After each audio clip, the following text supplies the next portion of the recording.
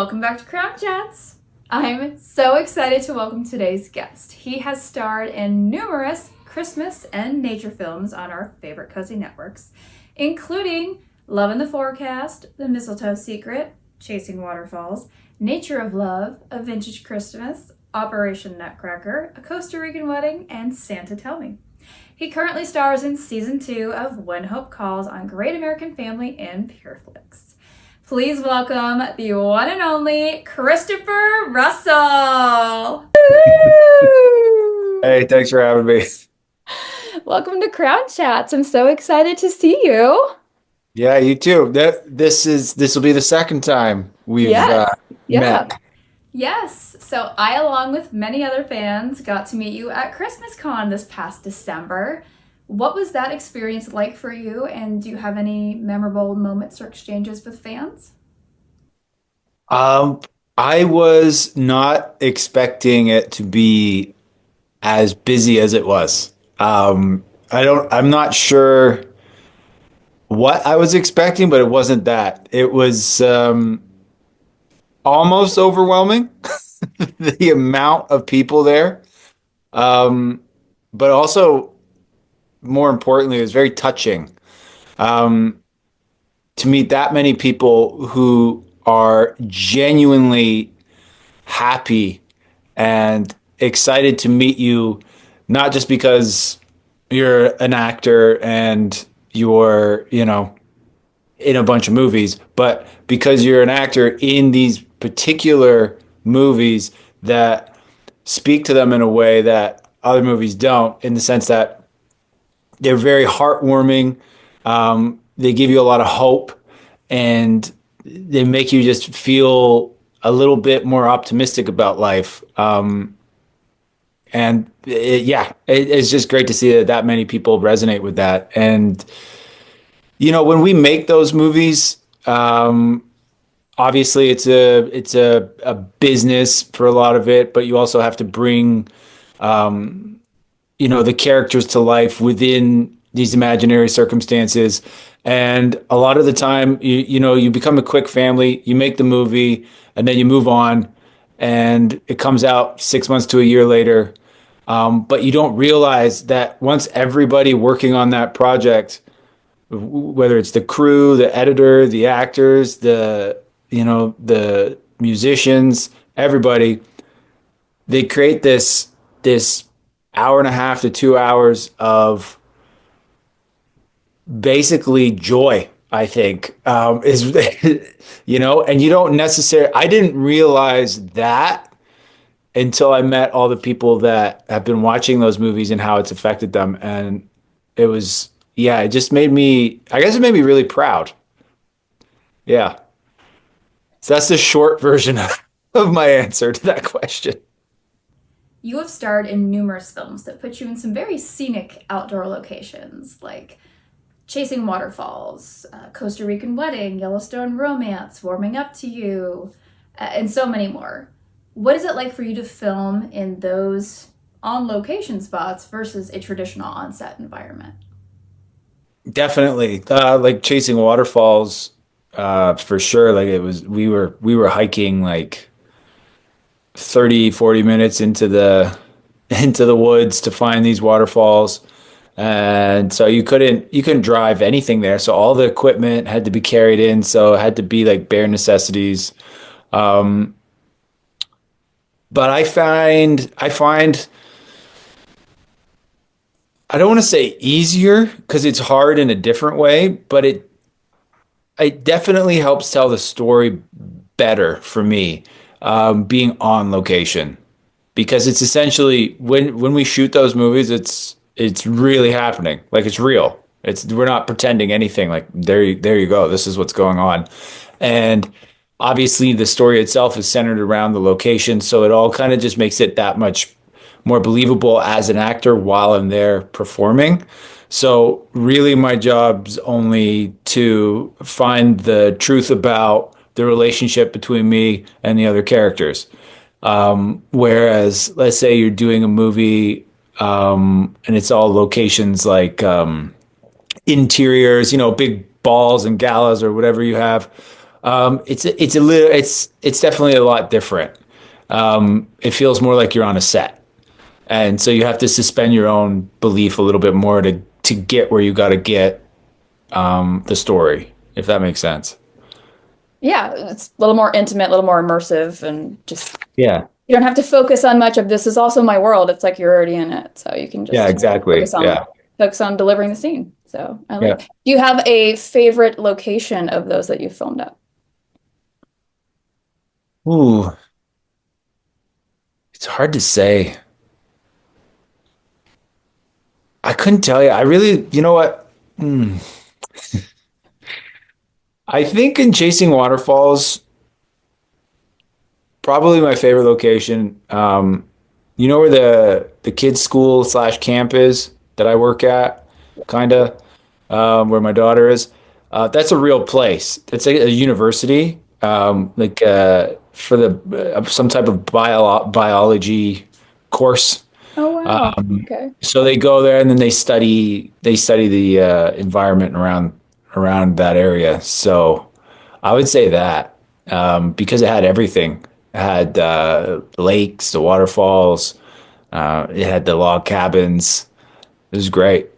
Yeah, I know. That's like one of my go-to comfort movies. So I if I could go like on a little scenic tour of one of them, that'd probably be one that movie, just because. But I heard you said the water was quite cold when you guys had to swim. Oh yeah, yeah, yeah. Well, the waterfall they chose for us to go in, that was like a glacial runoff, so it was like ice water. It was like doing a cold plunge.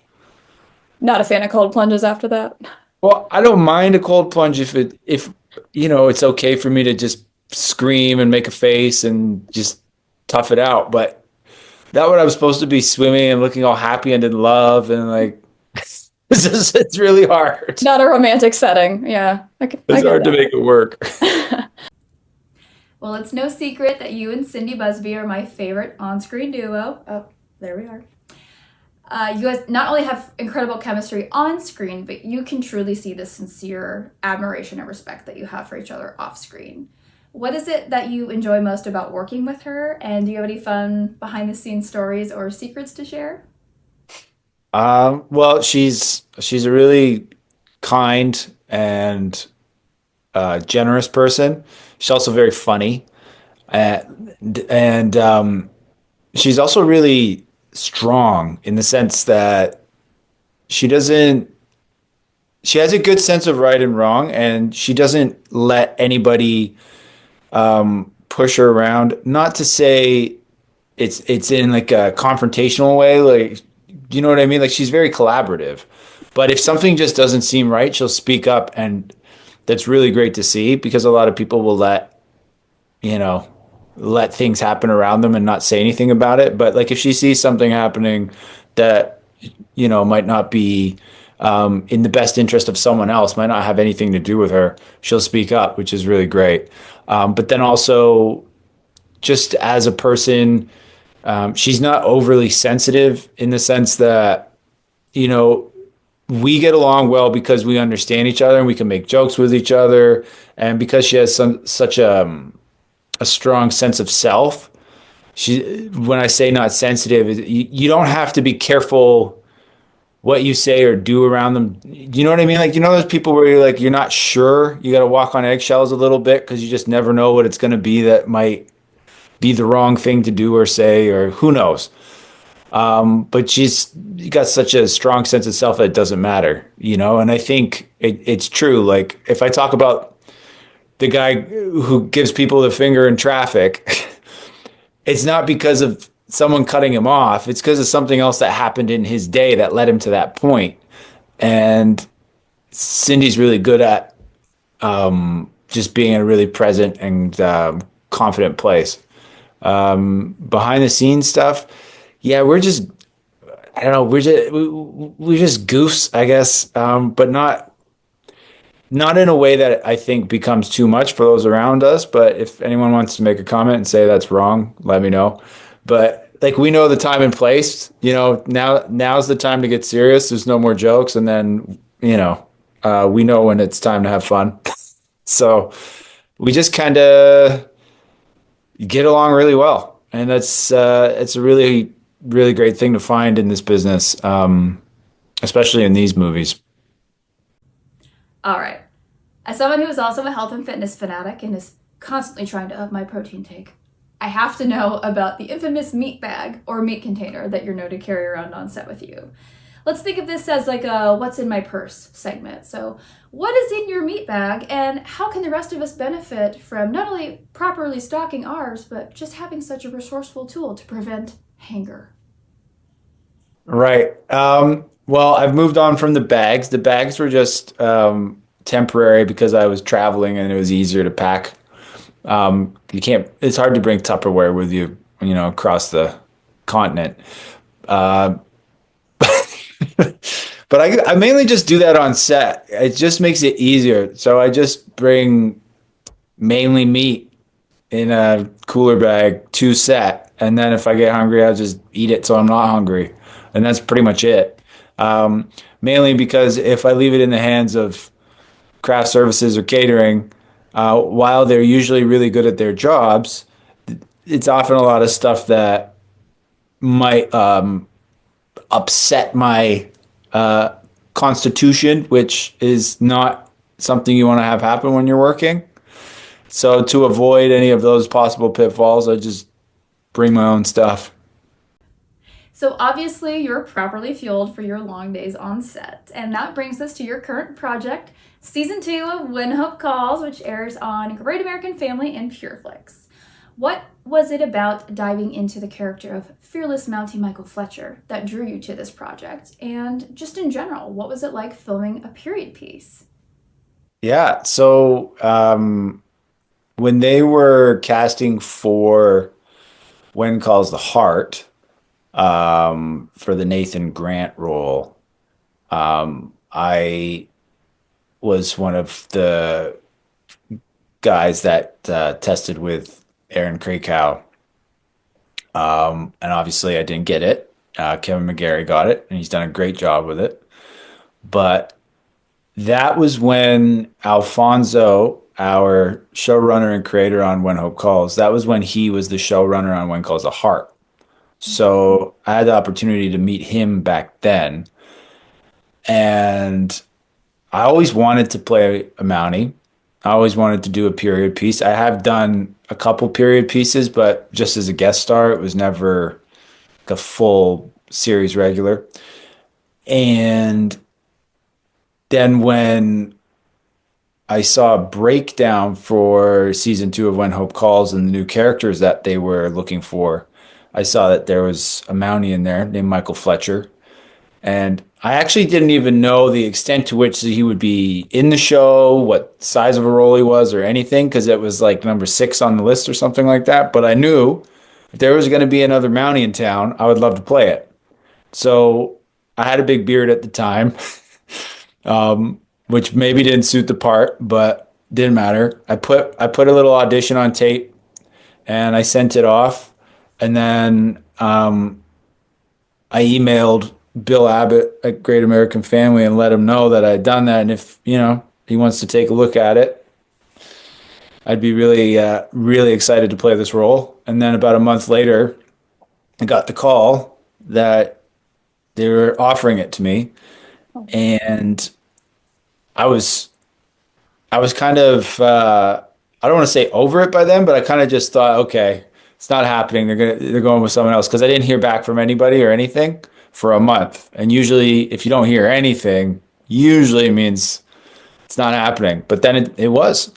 And then I saw an email where it said that by episode 3, Christopher and Cindy Busby will be the new leads. And then I saw her name and I thought, what? Is this a joke? So I text her cryptically just in case. I said, are you possibly working in Ontario at the end of the month? And then we went back and forth for a while. I'm sure she's told you the story. And yeah, turned out they had offered her the role of Nora. I couldn't believe it. I was like, and then they tried to tell me that they didn't even know we had worked together before.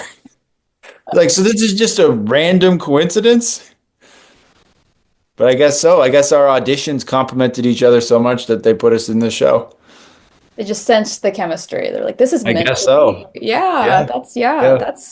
that's crazy. I would have thought they would have just thought like, oh, we need a great duo, and that's how funny that they didn't even and Yeah, they that's didn't what know you I worked. thought. Where have they been? Living under a rock? They didn't know you worked together before? I thought they were fans of chasing waterfalls and nature or love in the forecast and what have you. And then turns out no. That's okay. Well, hey, at least they saw the talent, they saw the chemistry, No. and they got it to work. So that's awesome. So now that you've gotten to be well, the star or the season regular for the period piece, so how has that experience been for you? With Oh, the it's show? it, I really hope that this show goes another season and then another season and then another season because um, I don't know if you can tell watching it, but everybody on that set is amazing at playing those characters. And to be able to do that for like a long form storytelling um, process as opposed to just a couple weeks, here's your movie, see you later. It was just so rewarding. All the different directions the stories would go and can go, and just seeing everybody really immerse themselves in the world of Brookfield because I mean, it's not hard once you get there. The town exists. It has interiors, exteriors, all fully functional. All the background, or by the time you get to set, they're already, in their outfits looking 100% from 1920. Like the whole thing just feels so real. And being able to wake up every day and go to that set and put on that uniform and then get to act with people you really respect and work with a crew that is just so happy to be there and all putting in their best effort is probably the greatest set I've ever been on, to be honest with you. And so the season finale, I watched it. Of course, it leaves on a cliffhanger. Yeah. You were in Well, jail, so there you go. That was interesting. And then maybe, and I don't have to include this necessarily, but there's a chance you might have to be like arresting Nora next season. I don't know if she's in trouble. I don't know yeah. how that's going to be handled in the world there. So, Well, we'll see how they write it. But hmm. I mean, if I'm speaking from my own experience with Where do Michael you Fletcher, see it going, or where would you like to see it going? well, I've heard some ideas tossed around, and I Okay. think Nora will definitely have to, for a moment, be handcuffed. Whether or not that leads to actual imprisonment, we'll see. I mean, we haven't got there yet, but yeah, they'd like to. They have tossed around the idea they'd like to see me have to arrest her, but Mm. I don't know that Michael would. Yeah, I don't I know. think I think the more interesting way to go is for him not to because it shows the arc from episode 3 when they have that clear like he sees the law this way, she sees it that way. But now it puts Michael in a position where not everybody accused of a crime is guilty, right? So Mhm. that's a line from season 3 that Cindy Nora says to Michael. So not everyone accused of a crime is guilty, and I know that Nora is innocent. So what am I supposed to do about it, right? Yeah, well, and she's a great lawyer. She could defend herself if she Yeah. had to, I guess. But I don't know. I was like, well, that would be an interesting dynamic, and probably not the best for your guys' potential romantic relationship. But Well, yeah, never they're going know. to keep throwing wrenches in that, aren't they? Of course, that's how they have to keep. Again, we want multiple seasons. We can't just give everybody what they want right away. So. Yeah. And do you potentially know if and when we'll be hearing about season 3 or a new season coming soon? And of course, if you have any other projects coming in the future to share about? I don't know anything about a new season. This is just rumor. I heard we should know in the next couple weeks, but who knows? I don't even know what they're making this decision on at this point because I don't know if you've been reading any of the comments, but they're 100% positive. I've been This leaving a lot, so there you go. I'm like, give me a new season. We all want it. the only yeah I'm not saying this because it's a show that I'm in because if there's any negative reviews, please let me know and I'll take it into consideration. But so far, all I've seen negative is there's not enough episodes, which Exactly. means good. Yeah. Yeah. So yeah, I think I guess the powers that be got to have their little chats. They got to talk to the accountants and figure it out. I don't know when, and I don't know if it even is something that people are aware of in the States, but there's this Canadian show called Shoresy, which is a spin-off of Letterkenny, which was a big hit for Canada. Mhm. So I have recurring in Shoresy coming up, but when that'll air, I don't know. And then I have a thriller called Deadly Deeds that I'm not sure when that's coming out, but it's probably coming out by the end of the year. Okay. Yeah, I saw something about that listed on IMDb, so I didn't know if that was Yeah, Deadly Deeds. It's probably definitely a yeah. different type of character for me, that's for sure. And that brings us to our final segment, which I call a little crown to crown, which is simply a rapid fire response. I'm going to give you a topic. You'll give me the first answer that comes to mind. Your dream filming location. Ooh, dream filming location. Well, I've never been to Greece, and it looks beautiful and it has a lot of historical architecture. So, Greece. If you had to trade professions with any past characters, who would it be? Trade professions. Maybe Joe Reacher. Worked for an intelligence agency. That seems pretty cool. Which of your past films has more story to tell, either as a sequel, prequel, or spin-off?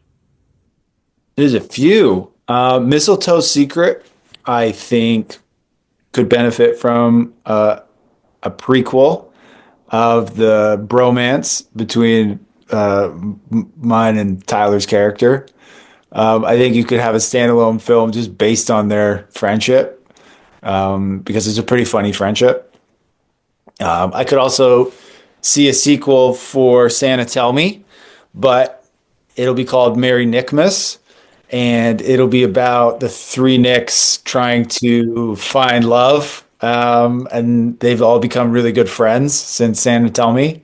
Much like The Groomsmen, right? They do those like three-part movies, and they each got you could do Merry Nickmas, or something like that, and then you could do the three movie Nicks. Yeah, so those ones. I think you need to be writing and producing because those are brilliant. I I think would so. love to Mary see all of Nickmas, you those. get the three of it. Yeah, each one was, we're it writes itself. You are cast in a Hallmark action movie. Yes, action movie. What is your superhero name and what is your special fighting ability? Well, it'd obviously be Christmas Chris, and my I throw candy canes, but with such accuracy that they will cause some trouble. Like ninja stars, but with Christmas Yeah, cheer.